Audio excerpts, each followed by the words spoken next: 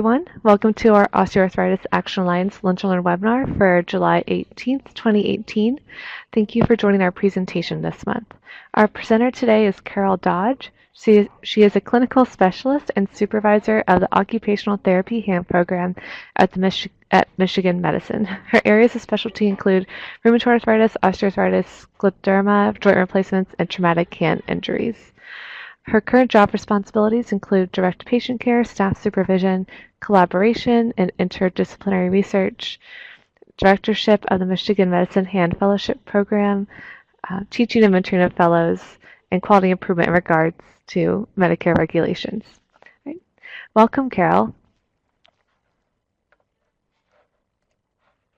As many of you know, I'm an occupational therapist that practices in both hand therapy and rheumatology, and today arthritis of the upper extremity.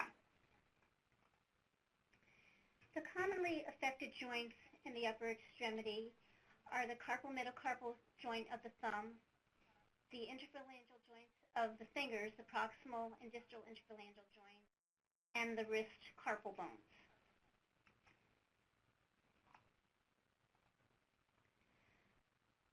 Osteoarthritis involves the entire joint. And as a hand therapist, I obviously know there's changes in the bones, but I also recognize all the changes that happen in the soft tissue that support the joints involving the tendons, ligaments, muscles, and synovial membrane. This is a simple schematic of a normal and an affected joint. And basically, many of the changes that do occur, we do see on plain films. But what I'm seeing mostly when I look at films is narrowing of the joint space because, again, we've got the wearing away of the cartilage, we've got the erosion of the bones, possibly some osteophytes, and this kind of gives me a clue at what I'm looking at on x-ray in regard to maybe the stiffness somebody's having and the pain.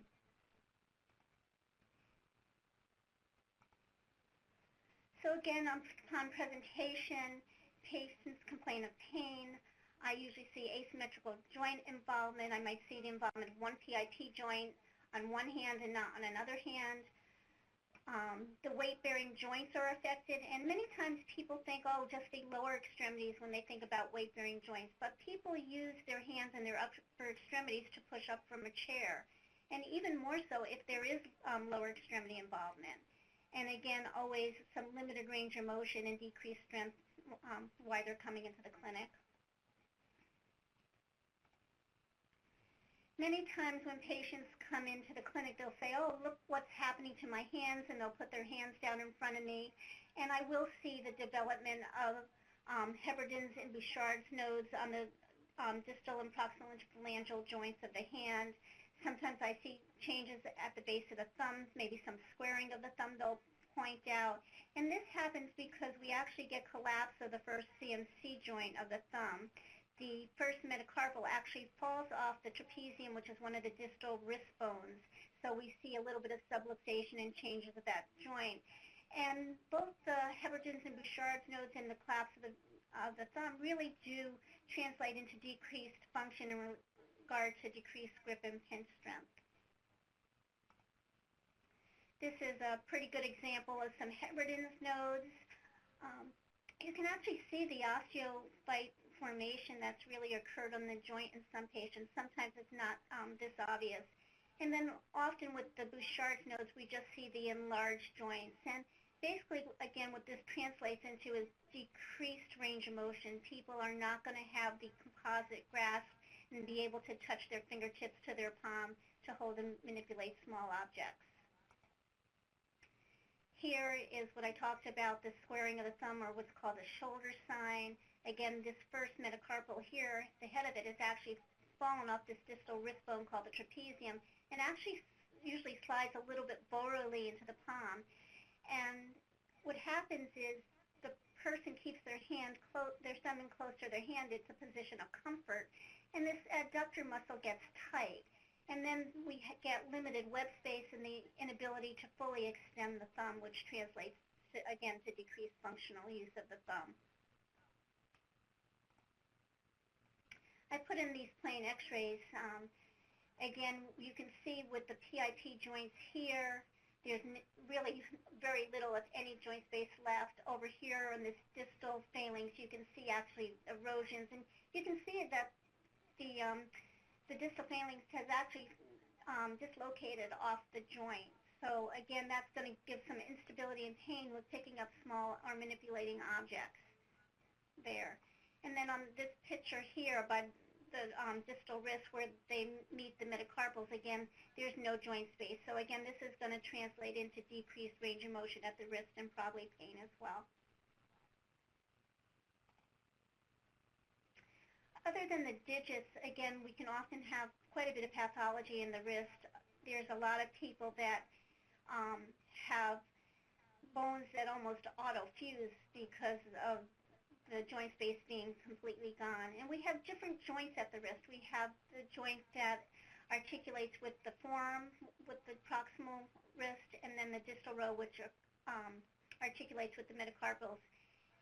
All these small bones have many articulations, and what happens is they lose their ability to glide, so that affects range of motion and can cause pain as well. This is another x-ray of the patient.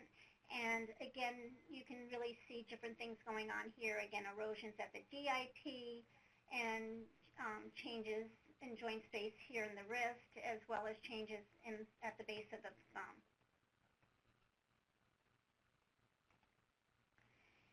Generally speaking, in regard to therapy, our approach is with conservative management. And with all the interventions that I'll be sharing today, the evidence is moderate for what we do and what we work on with patients. Sometimes patients fail conservative management and do go on to have some surgery. And I was going to review just a few different types of surgeries that are done when patients fail conservative management, just for your own knowledge.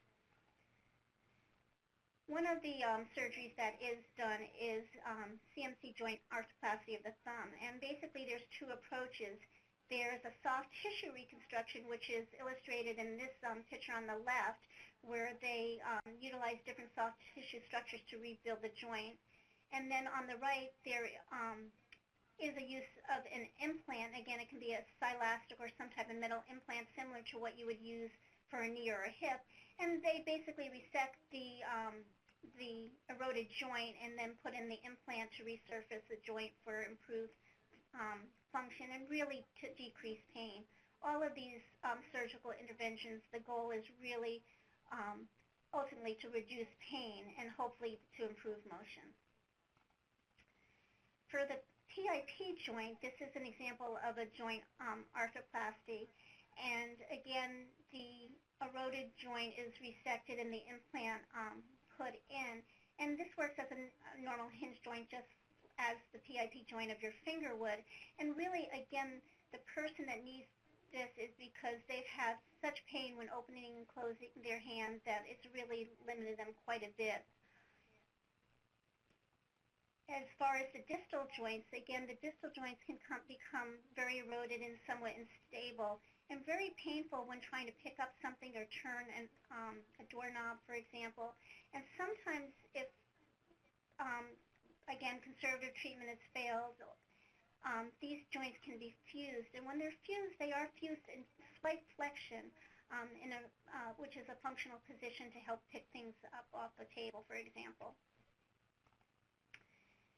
And lastly, for the wrist bones, there's proximal row carpectomy. Again, when you have a very painful wrist over time and it hasn't responded to treatment and there is very limited motion anyway because of all the arthritis that may be present, they can resect the proximal carpal row, which is these three bones here. And what that does is it allows for this distal carpal row to fall down into that joint space, and it creates a little bit more joint space for more motion. But ultimately, what we're really looking for here is reduced pain, because people do not have this surgery if they don't have considerable pain, which has caused a lot of functional inability. So this is what patients look like when they come into my wrist. They're either holding their thumb, holding their wrist, or holding some area of their body that's painful. And they come in and complain of not being able to grip or pinch without pain. They're unable to turn a doorknob or a key in their ignition.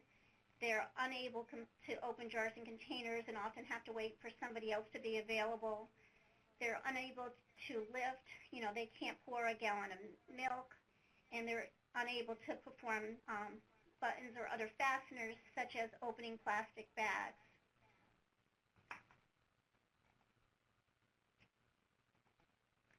So we like to see patients, as soon as they're diagnosed or see changes in their joints so that we can help them to have the best outcome. We do a very thorough psychosocial history. I always tell patients I'm nosy for a reason. I really want to know all the things that they're able to do easily, as well as what they're really challenged with and what they're avoiding. I also really like to know what their life is like in terms of their family. Do they have small children to take care of? Are they working outside the home as well? We assess, obviously, pain, range of motion, strength, coordination, and sensation, so we know what their physical abilities as well as limitations may be. We delve very much into their activities of daily living. As I said, we want them to be able to do all their activities, and we can work on modifying those activities so they're more successful. And we always do a couple of patient-reported outcome measures initially, and then we use those upon discharge as well to see if they really feel they've moved in the direction that we hope. There's been many different systematic reviews of education and self-management programs, and pretty much universally they demonstrate that with these programs there is improvement in pain and functional ability. So it does really demonstrate that education really does benefit. So with patient education, these are the areas that we focus on as therapists: energy conservation, joint protection techniques, assistive devices or adaptive equipment.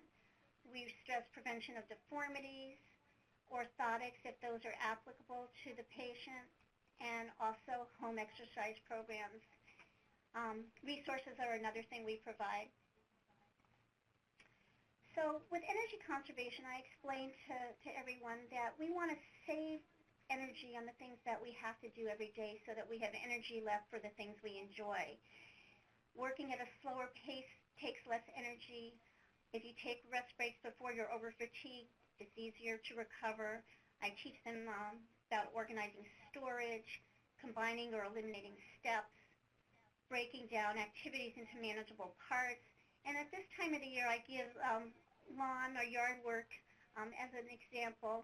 I let them know they don't need to mow their entire lawn in one day. They can do the front one day, the back another day, but to learn to look at their activities a little bit differently. And again, this usually takes a little bit of coaching, but they do catch on fairly quickly.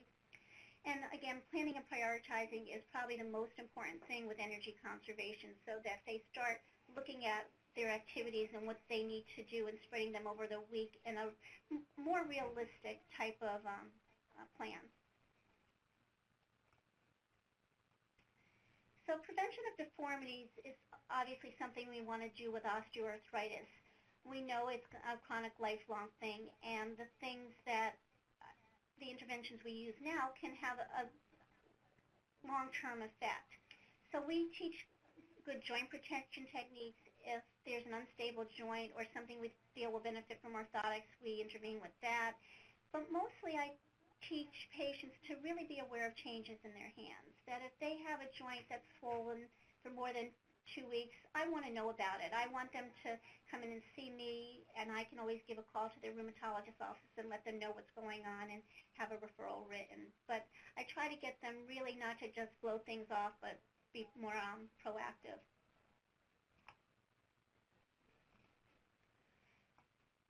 Some of the joint protection principles are to use the larger and stronger joints. The bigger joints can take more stress before deformity occurs. I teach them to use their entire body to move heavy objects. Again, if there's a heavy door, to not push it open with a sore hand, but to lean into it with a shoulder and hip. We want to avoid tight grasp, building up handles, puts less stress on the small joints of the hand. The tighter you have to grip something, if it's smaller, puts more stress on those joints versus something's larger. You can hold it with a looser grasp. We want them to change their activity frequently, not keep using the same joints and muscles for the same task. So I teach them to maybe keyboard for a half hour, then maybe get up, get a drink of water, maybe go talk to a colleague, do a couple phone calls, but not stay with the same activity too long. And then lastly, we utilize different devices to transfer stress to less involved joints. And I'll show you many examples coming up. This leads us into assistive devices, and really our goal for assistive devices is to maintain or increase independence, to simplify a task, reduce pain when accomplishing the task, and that is a really big one, and minimize stress on the joints. Out of all the different patient populations that I've treated with as an occupational therapist, it's really people with arthritis who really value and utilize their devices, because it really allows them to get done what they need to with less pain. I've kind of photographed some of my favorite tools that we use in the clinic. On the right here is a scissor that was developed with Fiskars and the Arthritis Foundation in the 1980s, and this is a newer design.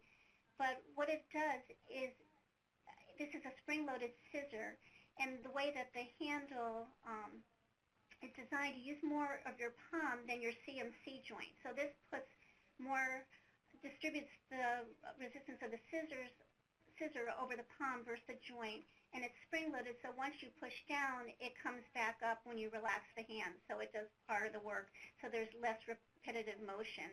And I haven't worked with a patient who hasn't loved this scissor, and I usually tell people to keep one in your kitchen for opening different bags and things like that. Down here is a multi-purpose jar opener. It will open flip tops. It will open different bottle caps. It will open a jar lid. But the longer lever, when grasped and you pull up with your arm, takes the stress off the fingertips that you would use normally without this device, and pushes it up the arms, to the elbow and shoulder for doing the work of that activity. This picture in the middle is of an electric jar opener. And I really hadn't inserted a video for this to play for you, but when this presentation converted to PDF form, the video was lost, so I apologize. But this is called the Open Ease Jar Opener, and there's similar products by different manufacturers available, and it only costs about $20, but it is battery run, so there's no electric cord or anything, but there's a little button up here that you press it with one little finger. It says open jar. These outside arms are activated. They come in and meet the sides of the jar. Once they secure the jar, these inner arms come in and will meet the jar lid, the silver jar lid that you see. Once they meet the jar lid, this inside apparatus actually rotates until the jar lid is released. And again, entirely done without the person even touching the jar opener or the jar lid. The jar lid is released, they just take it off and can just press another button here which just says release lid, and then the lid detaches from the jar opener. But that is one of our favorite tools in the clinic. And over the years, and you can go into many stores and see all types of jar openers. Usually they're somewhat manual, but this one I would say is the best one if you're ever going to recommend one. And then we have different types of knives and other openers as well. There's many things available. The other thing that I wanted to review today is how to enlarge handles. I usually recommend that people go to their local hardware store and go to the plumbing department and just get gray foam pipe insulation. It comes in different widths and diameters for different tools, and you can adapt just about anything with an enlarged handle with pipe insulation. So that's a really easy and cost-effective way to adapt handles. We're going to move on to orthotics. Many times patients can benefit from some type of orthotic to eliminate pain or to stabilize a joint for function. And I would say those are the main goals that I'm trying to achieve with orthotics with OA. We use different types of orthotics. Some are just for the wrist, some types are for the digits, and I'm going to show you a few different ones that I use frequently.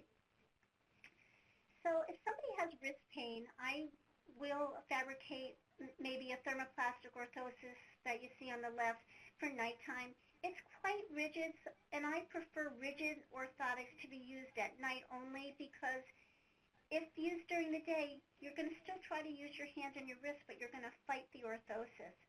So in that case, if somebody needs something during the day, I may give them a soft orthosis, something that's going to give them some light support, but something that they won't be fighting against all day.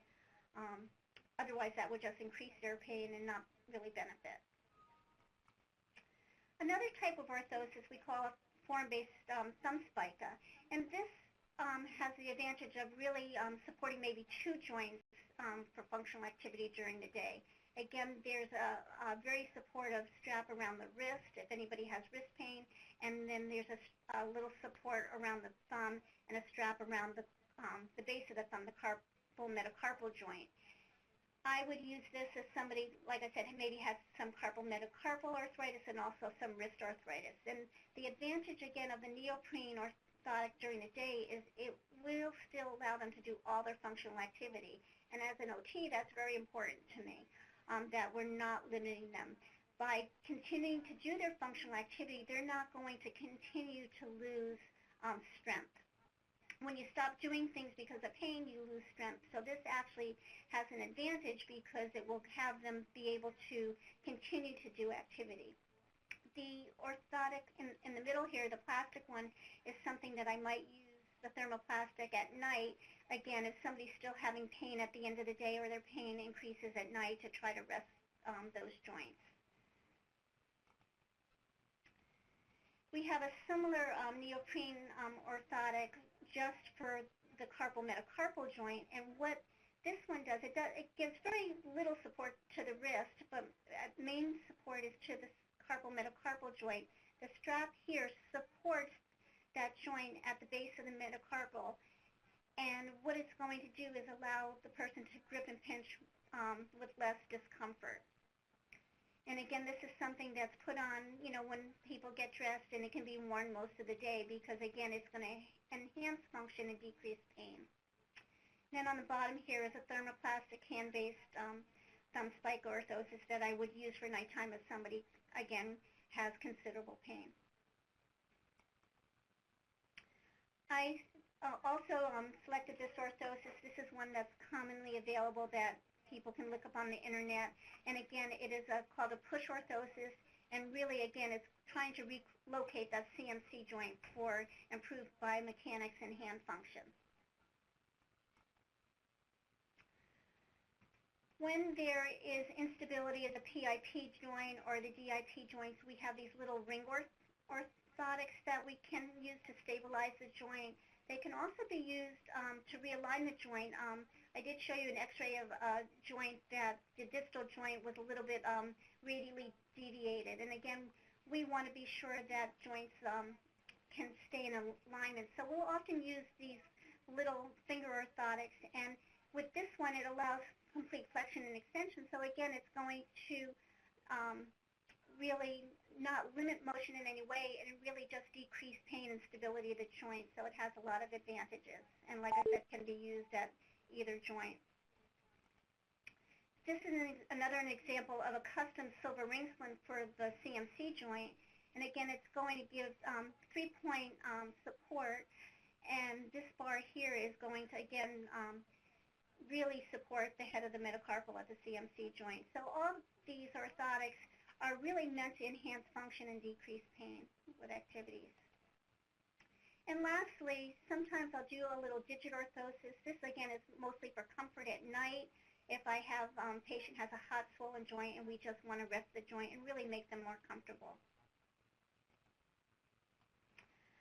I have a couple minutes to go into home exercise programs. Again, we want people to gain range of motion if they have any loss of that motion, and we want to regain strength for function. So our home exercise programs always include range of motion activities, strengthening activities, functional activities, and then modalities, both hot and cold, so that they can actually improve their strength.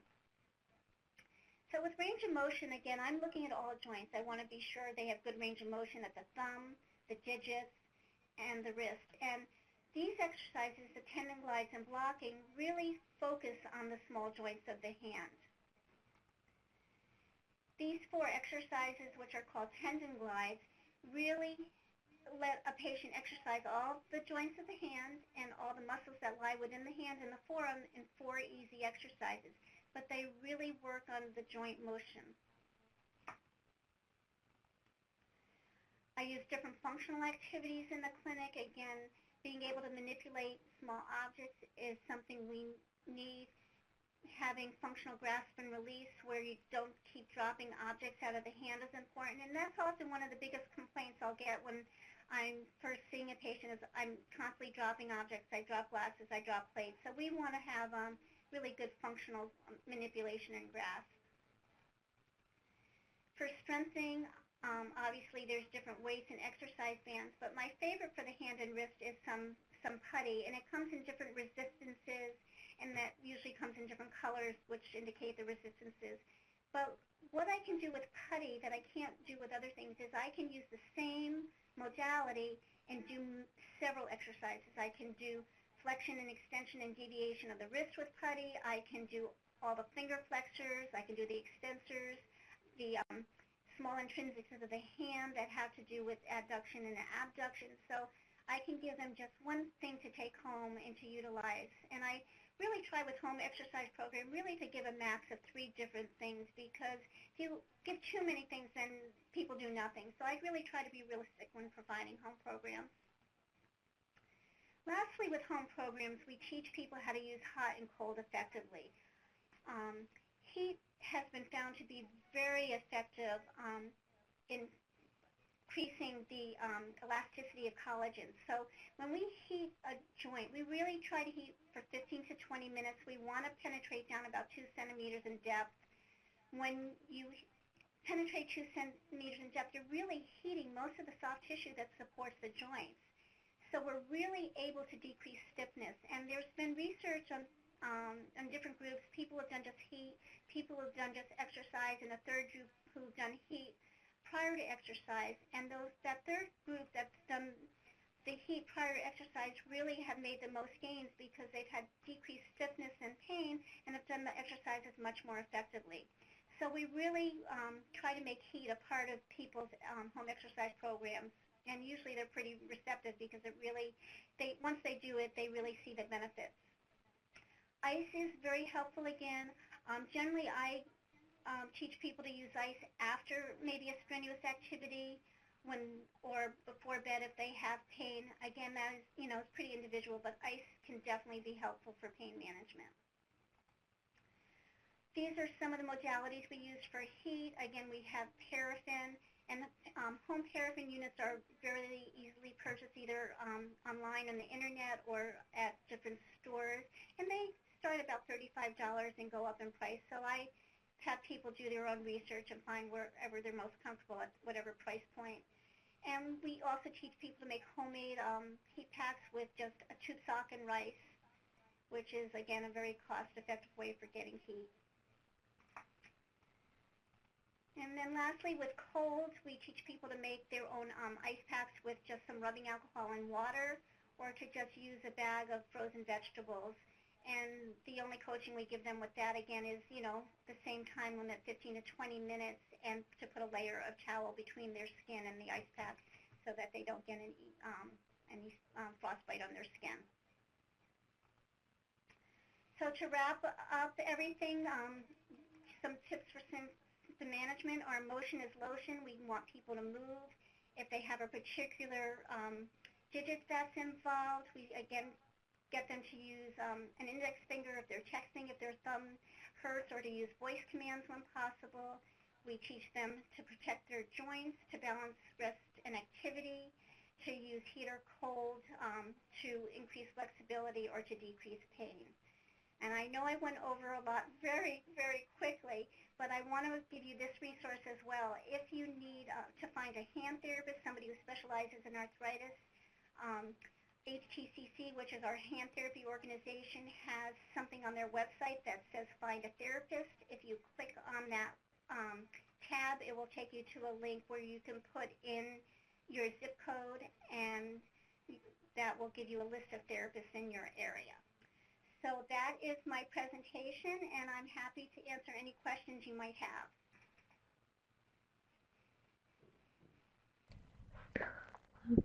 Thank you, Carole, for that presentation. It was very informative about hand away and ways that patients can manage their pain.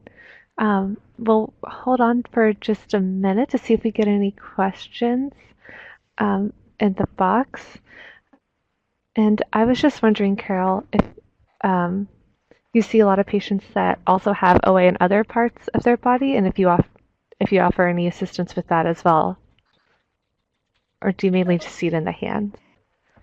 I would say that it is probably very common for patients that have hand OA also maybe have some on their feet and other joints. And I, as an occupational therapist, will address, some self-care issues and some equipment issues. So, for example, if somebody has some back issues, I may be giving them a reacher so that they can pick things up off the floor more easily. Or, again, if they have trouble bending, a sock aid or a long shoehorn. So we will address ADLs in terms of home programs or exercises. If they do have lower extremity involvement, I'm most likely going to refer to physical therapy. Okay. Great. And I have another question too about that. How long do you usually see a patient for?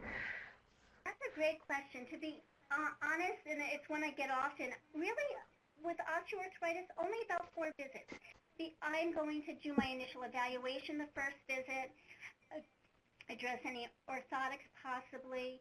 On the second and third visit, I'm working on teaching joint protection, energy conservation, showing them all types of adaptive equipment, and also the third visit, really instructing in a home exercise program. And really by that 4th visit, they're able to verbalize how they're incorporating joint protection and energy conservation techniques. If they've purchased any equipment, the 4th visit, they reproduce their home exercise program for me so I can make sure they're doing it adequately, and then I can discharge them. So usually it only takes about 4 visits. And again, our goal is self-management. Great. Thank you. Yeah, that's great. It's amazing that you can have such strong results after 4 visits. Yeah. Pain is a big motivator. People, and when you can show them things that reduce their pain, they become very receptive and learn quickly. That's a great point. Yeah, I think I would, do that as well. Great. Great. So I know we're a few minutes after our 30-minute mark. I don't see any other questions in the chat box, so I think we'll go ahead and end the webinar now, but feel free to, contact us or Carole if you have any other questions.